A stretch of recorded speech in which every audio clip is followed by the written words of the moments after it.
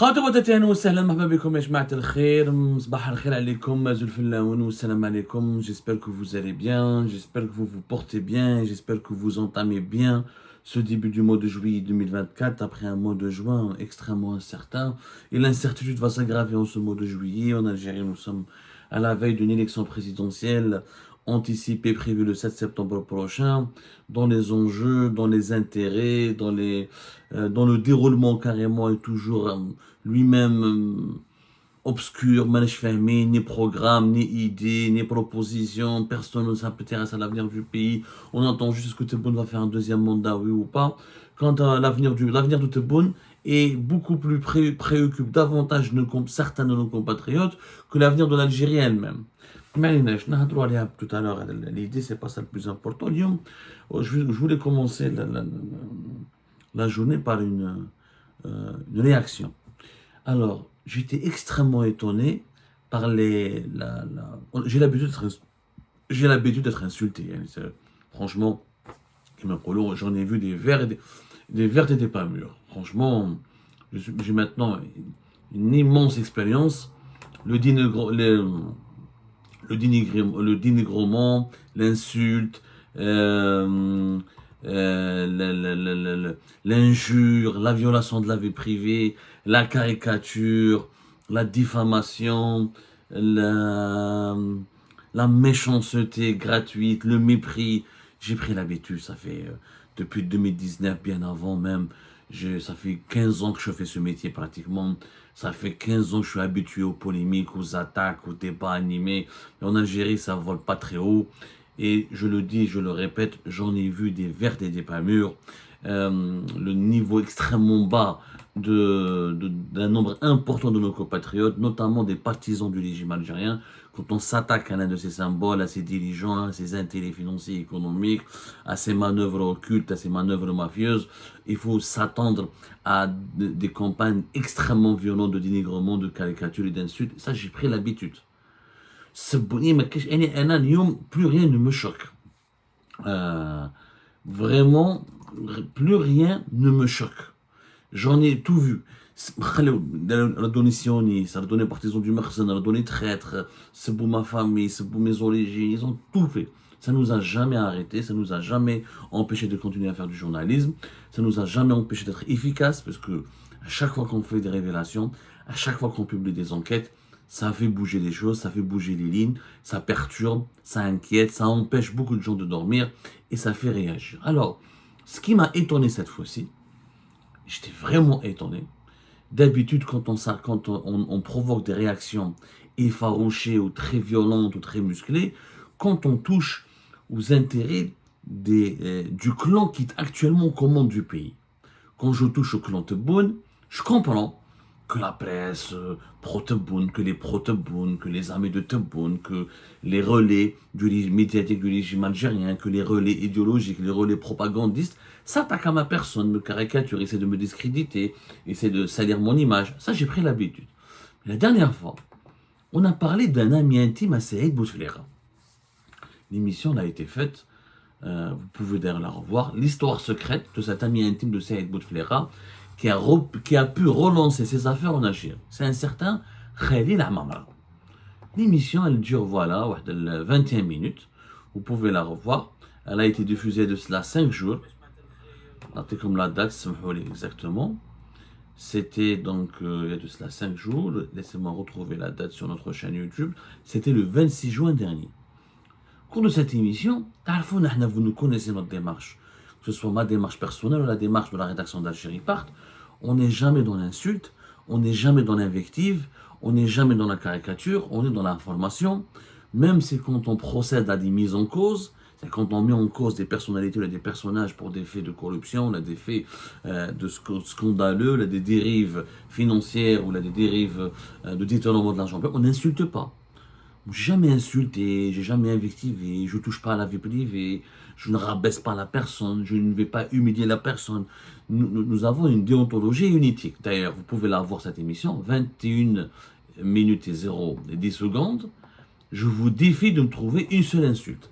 Dans cette émission, elle était très propre.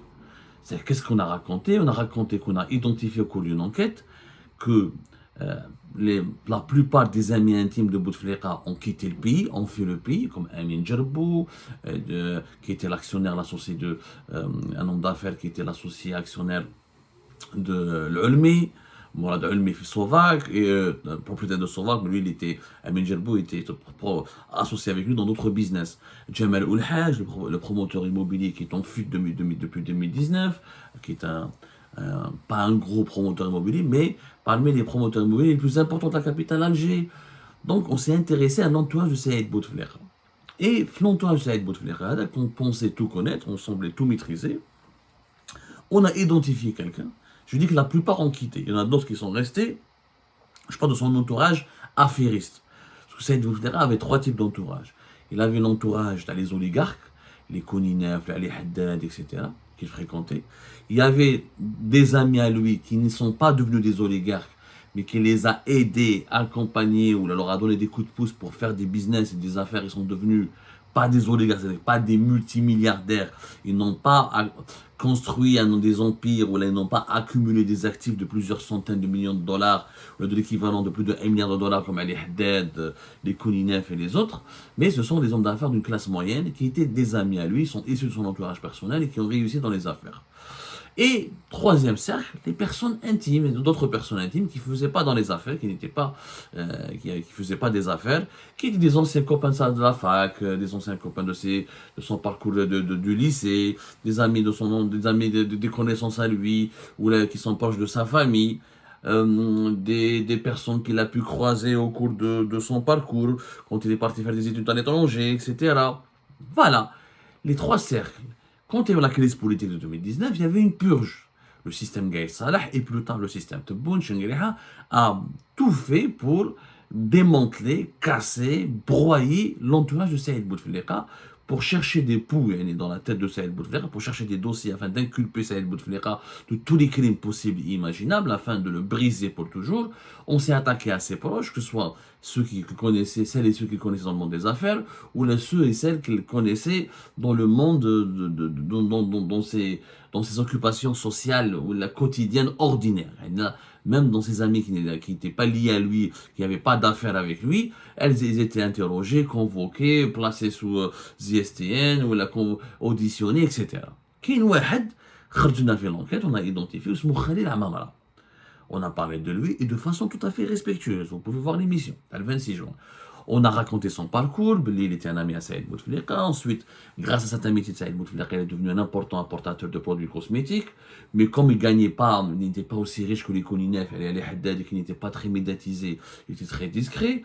Il faisait des chiffres de 30 à 40 millions de dollars par an. C'est considérable, mais ce n'est pas les 400-500 millions de dollars que pouvaient faire les Koninef, les Haddad et les autres.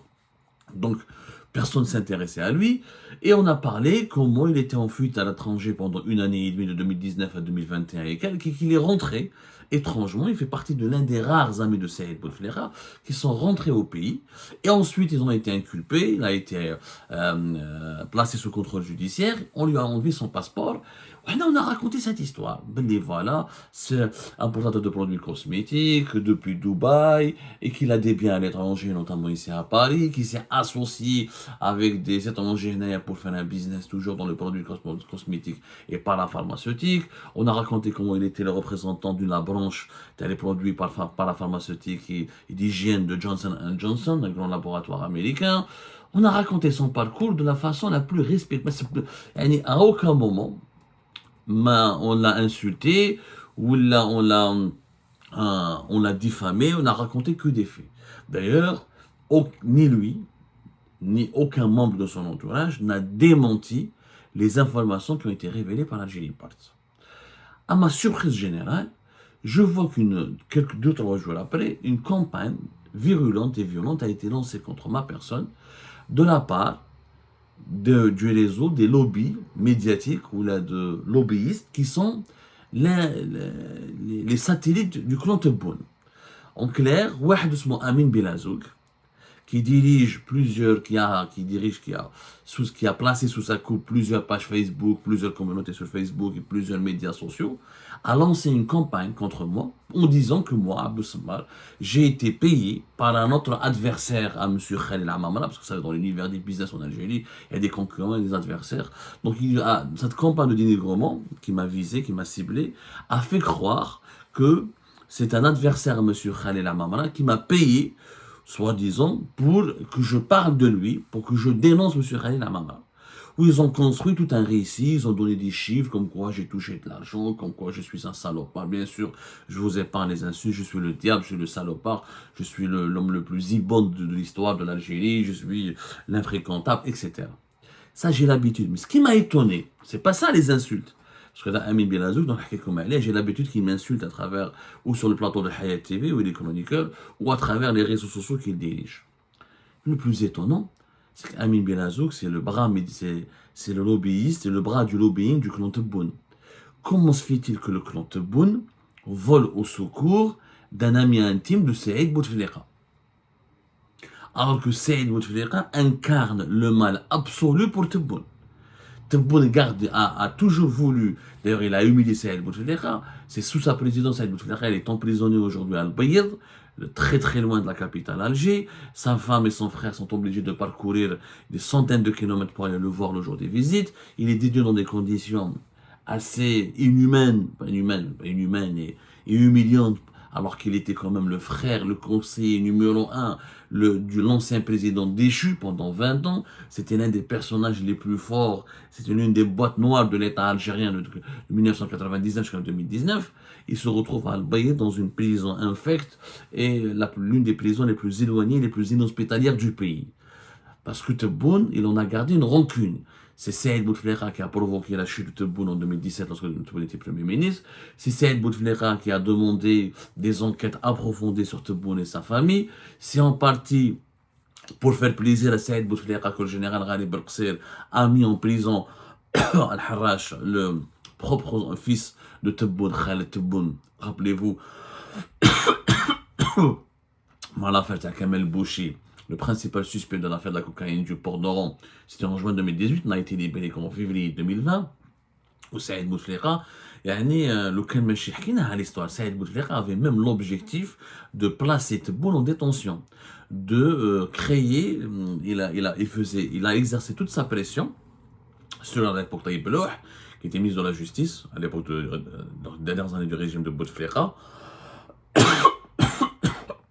et il a voulu donc orchestrer une cabale judiciaire et médiatique pour préparer l'emprisonnement.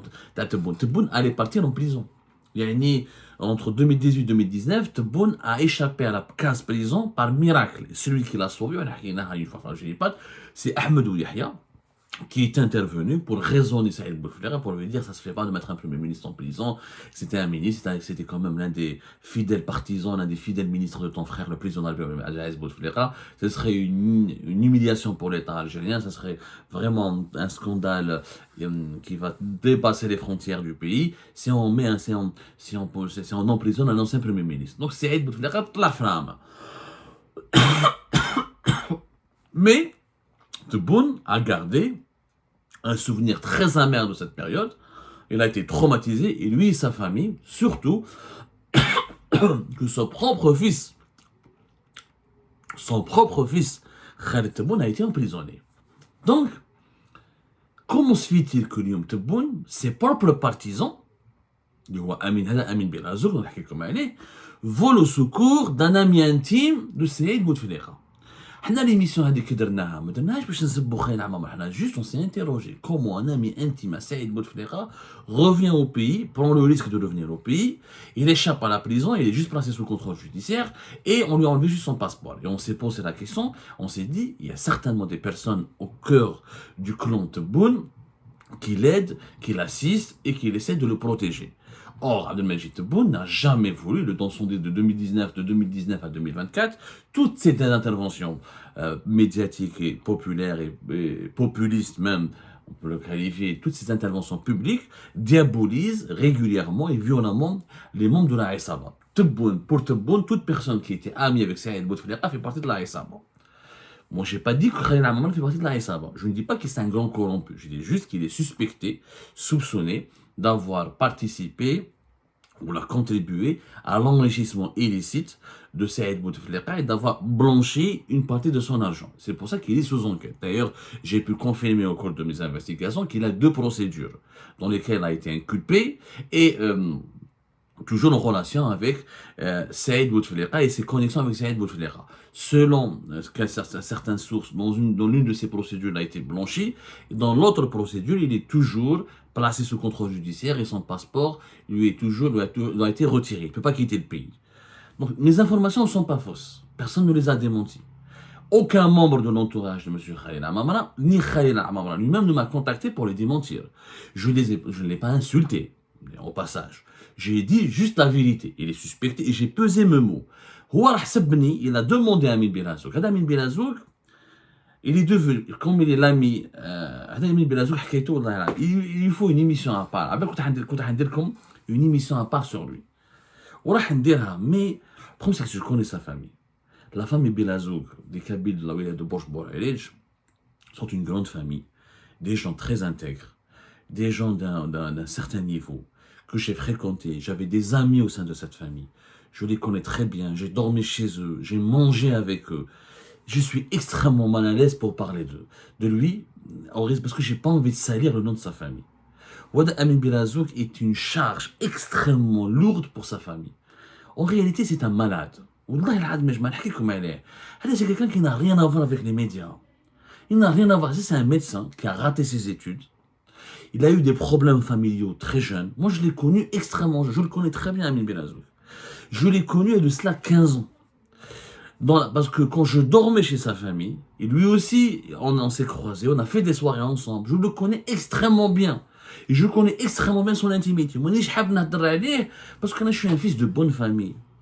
Lui, Mskin, c'est quelqu'un qui a eu un parcours, il a été rejeté par ses parents, il a eu une enfance très difficile, il a grandi entre Alger, le village natal de Borj-Borelej, et puis il a été élevé par son oncle, il a eu des problèmes d'enfance, manque d'amour, manque d'affection. C'est quelqu'un qui n'a pas eu un développement psycho-affectif normal.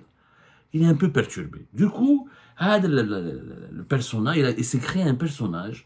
Il voulait devenir à tout prix influent et puissant. Et il a utilisé le nom Amin Belazouk.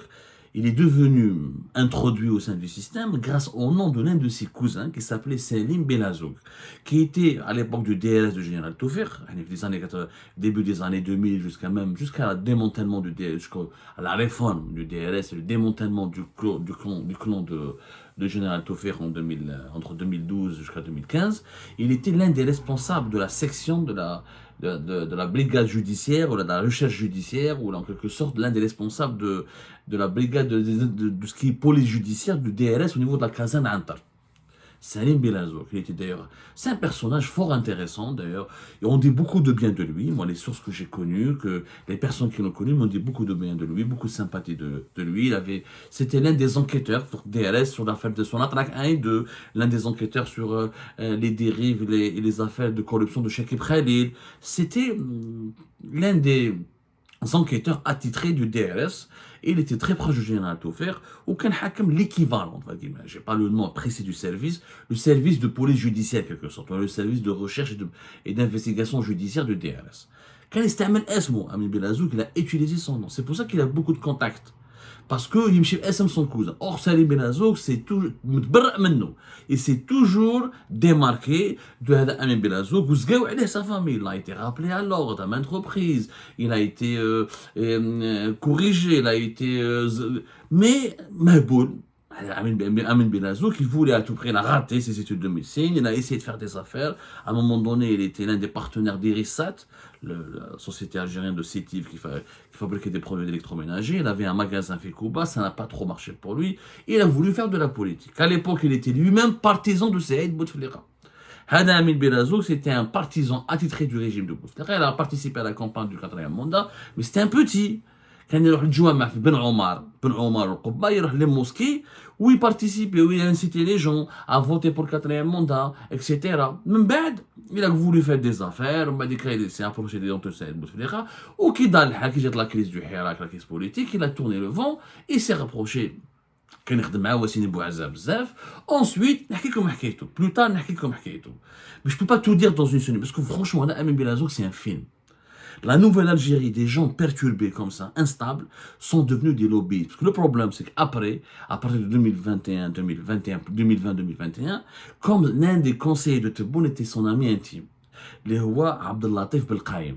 Abdellatif Belkhaïm, l'ancien journaliste qui a fait Jazairiya ou fait Jazair News, Mahmoud El-Ayashi, est un ami intime à Amin Belazouk. Amin Belazouk Belkhaïm, ils étaient amis et ils faisaient des opérations de lobbying ensemble à l'époque du régime de Bouteflika. Qui طلع بالقايم conseiller de Tebboune, Amin Belazouk est devenu a renforcé son amitié avec Belkhaïm. Belkhaïm, comme il s'y connaît pas du tout au lobbying, c'est un personnage un peu fruste, il manque d'élégance, il maîtrise pas les langues étrangères réellement, c'est Amin Belazouk qui a commencé à le parrainer, à lui donner des idées, à le conseiller, à l'accompagner pour Zama épater le président de Majid Tebboune et pour se frayer un chemin au sein dans le service de communication et des relations presse de la présidente de la République. Parce que c'est un chargé de mission auprès du palais présidentiel d'El Moradia. Des fois, il est chargé de mission. Des fois, il fait le service de communication. Des fois, il travaille avec le secrétaire particulier de Tebboune. Des fois, il travaille avec le protocole. Comme Tebboune lui fait confiance parce que Belkhaïm lors de la traversée du désert de 2017 et qu'il a fait la campagne électorale avec lui en 2019, Tebboune tient à lui. Il tient à ce Belkhaïm parce que c'était quelqu'un que j'ai trouvé dans les moments difficiles de ma vie. C'est noble de la part de Tebboune. Pour moi, Belkhaïm, c'est pas un personnage important. Il est devenu malheureusement important parce qu'il a été manipulé par des lobbyistes, comme Amin Belazouk et d'autres, et il a commencé à exercer une influence malsaine sur le palais présidentiel.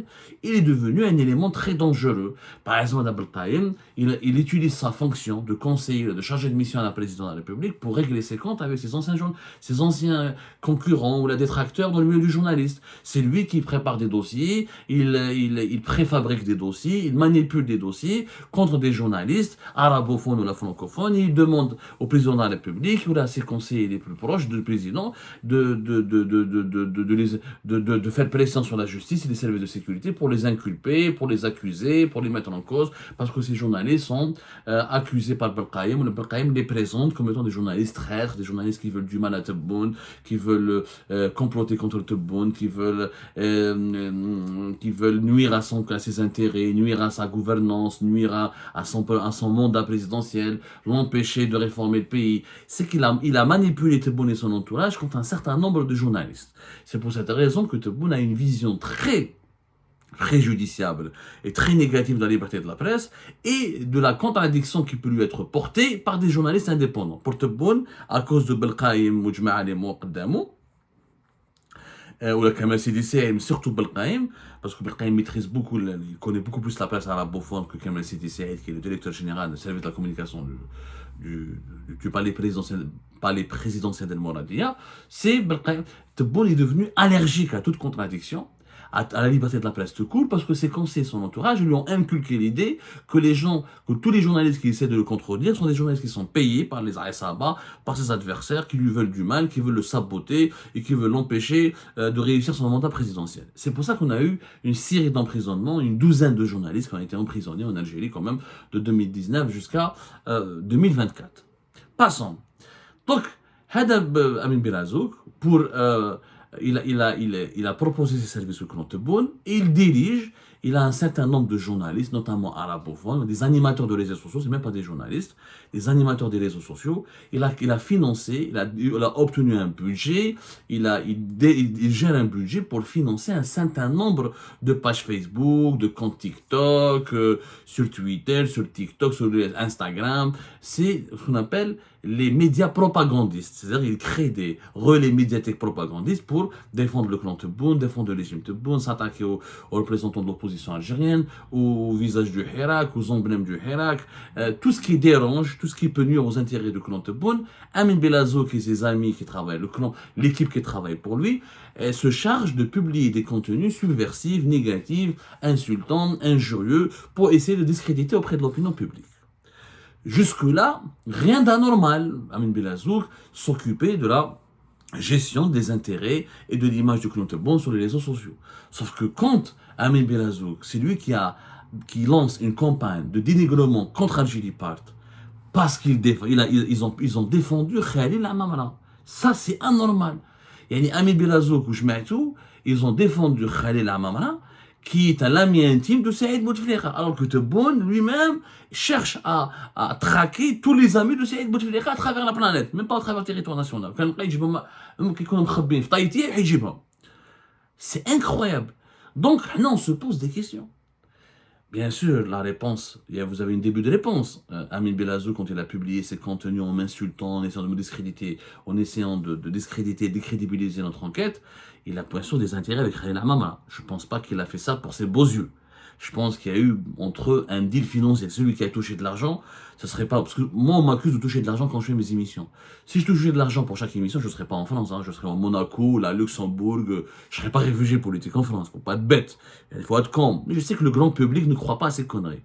Mais que Khalil Amamra demande à Amin Belazouk d'intervenir pour lui et de publier des contenus massifs sur les réseaux sociaux pour démentir mon enquête, pour me discréditer, pour m'insulter et pour m'accuser d'être un corrompu, alors que c'est pas moi qui suis sous contrôle judiciaire, c'est pas moi, on m'a pas enlevé mon passeport en France, je suis pas sous contrôle judiciaire en France, j'ai gagné la majorité de mes procès en France, majorité écrasante de mes procès de journalistes en France, je les ai gagnés, et, alhamdoulilah, dans mes émissions sont claires. Pas d'insultes, pas de violation de la vie privée. Et si M. Khalil Amamra veut nous reprocher quelque chose, on au tribunal judiciaire de Paris. Il n'y a pas de problème. Il est sabétou, ou là j'ai inventé quelque chose qui n'est pas vrai, moi je lui donne rendez-vous devant le tribunal judiciaire de Paris. Mais là, encore une fois, ça confirme ce que nous avons dit dans notre enquête, que ce M. Khalil Amamra est un dossier très sensible, que il est soutenu par des personnes du clan Tebboune, parce que Amin Belazouk ne va pas le défendre, ne va pas demander à des journalistes qui travaillent, à des rédacteurs, à des animateurs, à des influenceurs sur les réseaux sociaux, de mener campagne pour blanchir l'image de Khalil Amamra pour rien. C'est qu'il y a des membres du clan Tebboune qui sont en train de protéger l'un des amis les plus intimes de Saïd Bouteflika. Et là, nous avons devant nous une grosse contradiction dans la réalité, parce que Tebboune parle de rupture avec l'ancien régime, parle de rupture avec la Aïssaba, alors que l'un des proches de cette Aïssaba, l'un des proches de Saïd Bouteflika, qui est sous enquête en Algérie, est défendu par ses propres relais propagandistes. Je suis désolé, on ne peut plus accorder de crédibilité au discours de Tebboune concernant l'ancien régime, dans ce contexte-là. Et l'enquête sur Khalil Amamra va se poursuivre. Et je vous promets qu'on fera des révélations. Amin Belazouk, on en parlera de lui. Mais franchement, j'ai pas envie, encore une fois, je présente toutes mes excuses à sa famille, qui est une grande famille et qui n'ont rien à voir avec ces pratiques de vaurien. On en reparlera prochainement.